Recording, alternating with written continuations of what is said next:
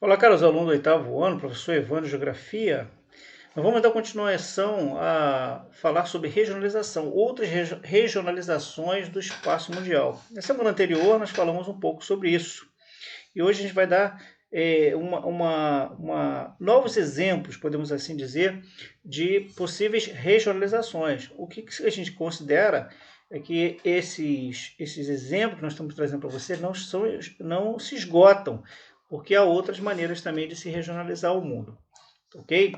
Então, olha só, um dos modos de a gente regionalizar o mundo é classificar os países de acordo com o desenvolvimento tecnológico e científico. Tá? Então, por exemplo, os países como os Estados Unidos, né, os países da Europa Ocidental, o Japão, por exemplo, formam, né, as principais áreas de inovação científica e tecnológica do mundo. Né? E isso se dá por quê? Porque eles investem maciçamente, né, na criação de universidades, sobretudo universidades públicas, né, ou privadas, né, como principalmente nos Estados Unidos. Né? Há muitos centros de pesquisas, né, uns financiados, uns são estatais, outros são privados também. Né? E isso, então, dá um peso muito grande, né, um desenvolvimento científico, né, informacional, tecnológico, podemos assim dizer, dos países. E, consequentemente, mais poder nas relações internacionais também. Tá? Então, toda essa inovação tecnológica no processo de produção e criação de novos produtos, né, possibilita um grande retorno financeiro aos países, já que todo esse investimento ele não fica, vamos dizer assim, perdido, podemos assim dizer. Tá legal?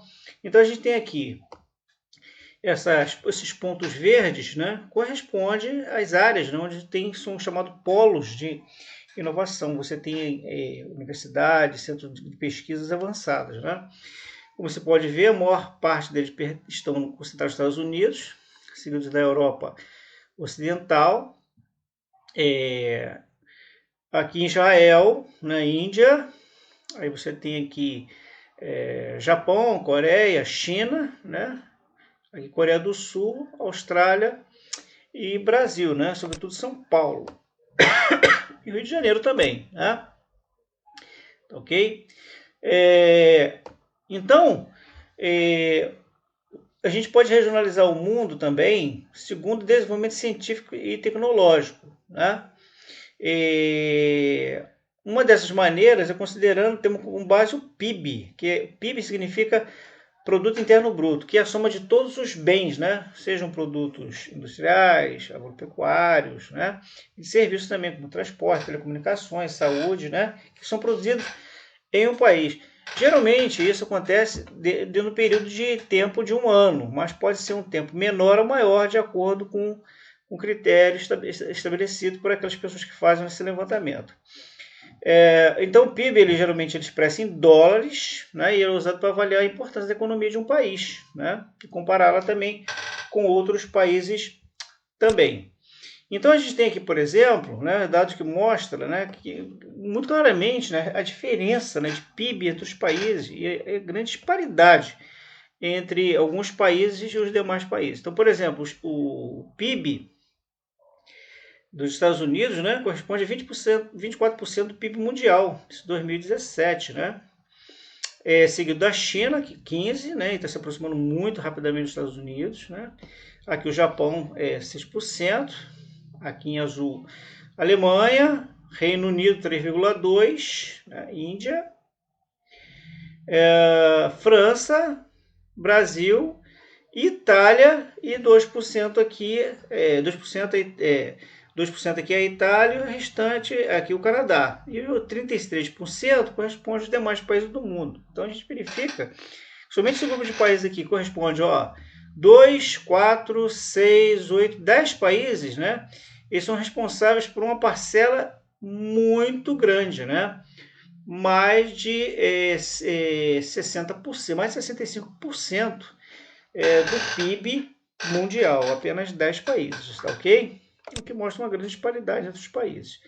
Existe o que a gente chama também de PIB per capita. Né? Per capita significa por cabeça ou por habitante, né? A relação entre o PIB e a população total do país. Então, ou seja, a gente pega o PIB do país, né? O que foi arrecadado em termos de produto interno bruto, divide pela população total, ou a população absoluta. E ele é calculado dividindo-se, então, esse valor aí.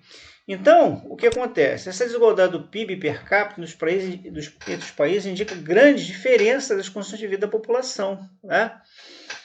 Sobretudo aqueles países que têm o quê? Uma baixa produção de riquezas por habitante, né? Significa o quê? Que o Estado, ou seja, o país, arrecada menos impostos porque a produção é menor. Com isso, esse dinheiro ele se torna escasso para investir em áreas muito importantes, né? Vitais para o crescimento econômico, né? Desenvolvimento social do país, como infraestrutura, abertura de estradas, né? Por exemplo, né? Construção de usinas de eletricidade, né? Para elementos dos portos, rodovias, ferrovias, né? Sem dizer naqueles outros setores fundamentais, né? Como setores econômicos e social, como educação, alimentação, saúde, pesquisa, né? Entre outros, também segurança pública, e etc, etc. Lazer, né? E por aí vai. Além disso, em muitos casos, ocorre também o quê? Nos países, sobretudo, subdesenvolvidos. Acontece no mundo todo, mas nos países subdesenvolvidos, a questão da corrupção política administrativa, ela contribui muito também para o baixo nível de investimento por parte do poder público. E isso acaba impactando diretamente o quê? A população. Então, o que a gente pode verificar é o seguinte, olha só, que o PIB per capita é maior nessas partes azuis aqui, ó, perdão, essas partes verdes aqui, mais escuras, né? Aqui a gente tem a Austrália, Arábia Saudita, né? Canadá e Estados Unidos, né? Que é acima de 34.504 dólares, né? E mais claro aqui um pouco, né? Esse verde um pouco mais claro aqui, ele corresponde aos que tem entre 17 e 34 mil dólares, né? Nesse caso aqui a gente pode verificar aqui, por exemplo, México, né? Argentina, né? Poucos países, né? Alguns aqui, perdidos aqui na Europa. E depois aqui, por exemplo, nós temos aqui a Rússia, e depois vem um caso, por exemplo, brasileiro, assim como grande parte da América Latina, alguns países aqui da África e a China, né? A China, apesar de ter um PIB elevadíssimo, ele tem uma população gigantesca, tá? Então isso acaba influenciando, diminuindo, né? O valor do PIB, porque é o PIB por pessoa, per capita, tá legal? Muito bem. Então, a gente tem também, outra maneira da gente regionalizar o mundo é segundo o IDH, né? Quem faz essa pesquisa, né? Faz essa observação, essa regionalização, aliás, quem faz esse relatório, né, sobre o IDH é justamente o Programa das Nações Unidas para o Desenvolvimento, que a gente chama de PNUD, né, que ele avalia condições de vida de um determinado país, né? Ele é calculado levando em consideração 3 aspectos. Primeiro, o índice de esperança de vida ao nascer, né? Quanto mais alto, né, a expectativa de vida de uma criança, né, de 0 ano, né, em diante, maior é o índice de desenvolvimento. Quanto menor, a expectativa menor é IDH. Outra coisa, a expectativa de ano de escolaridade, né? Ou seja, média de ano de estudo da população acima de 25 anos. Tá? Quanto maior a escolaridade, maior a IDH. Quanto menor a escolaridade, menor a IDH. E o rendimento nacional bruto, né? RNB, per capita. Né? Ok?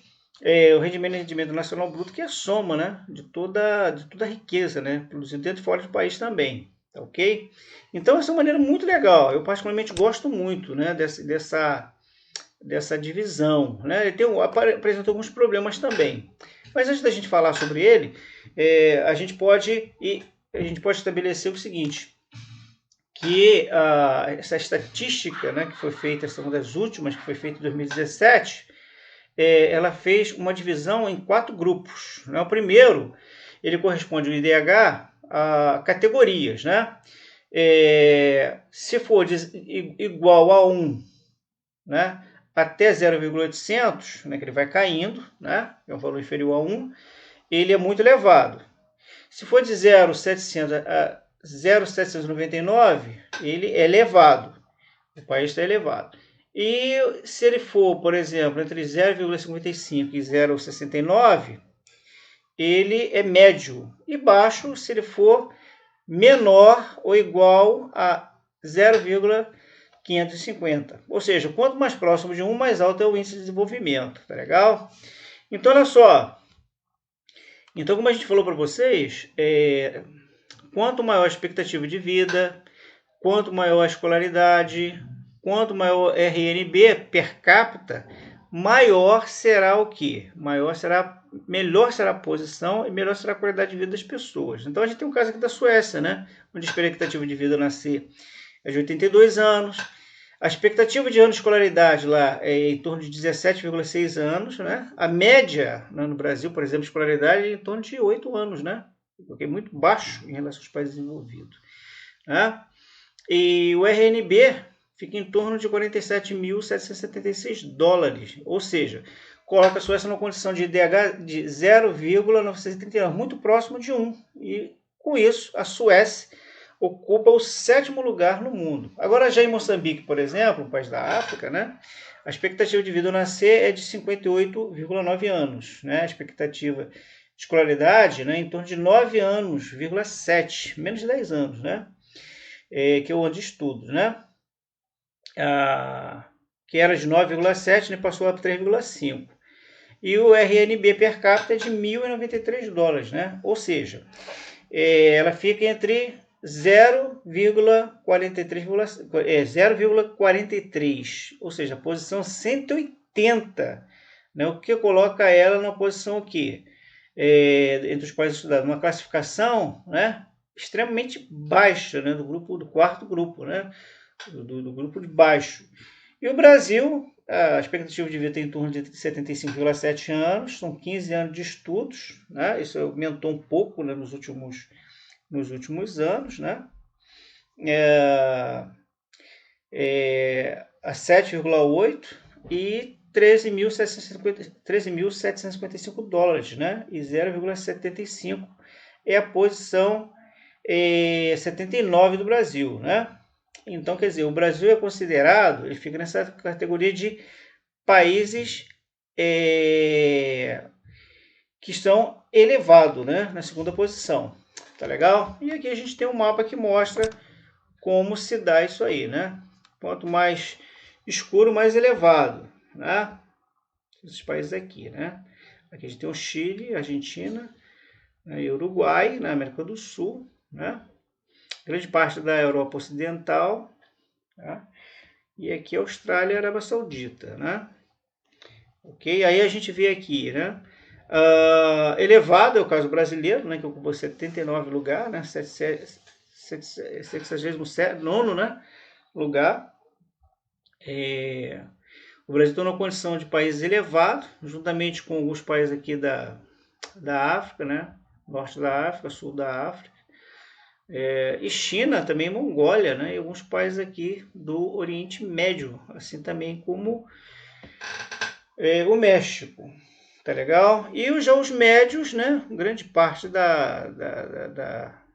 aqui da África, né? Também, né? E alguns países aqui da Oceania, tá legal? E os baixíssimos, né? Estão aqui, né, distribuídos aqui na maior parte da África também. Em alguns países aqui da América, da Ásia, né? No Oriente Médio. Aqui também, alguns países aqui da América Central, tá, ok? Então, é uma maneira também de a gente regionalizar. Uma observação que a gente pode fazer em relação ao IDH é o seguinte, né? Que o IDH trabalha com médias, e isso oculta as diferenças regionais internas de um país, né? Por exemplo, um país pode ser muito rico como os Estados Unidos, mas ele apresenta diferenças regionais marcantes, né? E a mesma coisa pode acontecer com o Brasil também, né? Então a gente sabe, por exemplo, né? Vamos observar aqui, né, que essas diferenças regionais aqui são muito gritantes. Nessa parte aqui que é o chamado Centro-Sul, né, a condição de vida aqui é acima de, né, isso é bem elevada, né, o IDH aqui, né? Você vê que, por exemplo, no Norte, Nordeste, cai muito, né, essa diferença aqui em relação ao Mato Grosso e os países aqui do Centro-Sul, né? Então, esse é um dado para a gente levar em consideração muito em consideração, tá ok? Outra coisa também que a gente pode regionalizar o mundo é segundo o nível de desenvolvimento econômico e social, né? Nós vimos, por exemplo, aquela categoria que eles fizeram de regionalização entre os países do Norte e do Sul e que apresentou problemas muito sérios, né? Então, alguns estudiosos, né, eles procuraram fazer uma atualização, né, levando em consideração a realidade atual, né, tomando como base o desenvolvimento dos países, né? Fizeram algumas modificações aí, né? E entre essas modificações, eles fizeram um traçado que divide o Norte e Sul, né? Só que eles criam um subconjunto de países, na verdade, que eles chamam de, não meramente como, por exemplo, Norte e Sul, mas tipo Norte, tipo Sul. E a gente vai ver alguns subgrupos dentro deles aí. Tá legal? Então aqui, por exemplo, é sempre bom a gente levar em consideração o outro mapa. Mas a gente tem aqui, por exemplo, aquele traçado que ele vinha aqui diretamente aqui e vinha que passava por aqui, né? Pegava o Japão, esse aqui, e pegava a Austrália também e Nova Zelândia, né? Só que eles fizeram uma pequena modificação aqui, considerando também Israel. Acrescentaram aqui, por exemplo, tipo norte, né? A Rússia, os países do norte aqui também ficou, além dos países envolvidos, ficou os ex-países socialistas, né? Europeus, mais a Rússia, né? Aqui em amarelo corresponde aos países emergentes, né? Que são do tipo sul, né? Que são os menos avançados, né? Ou então em regressão, né?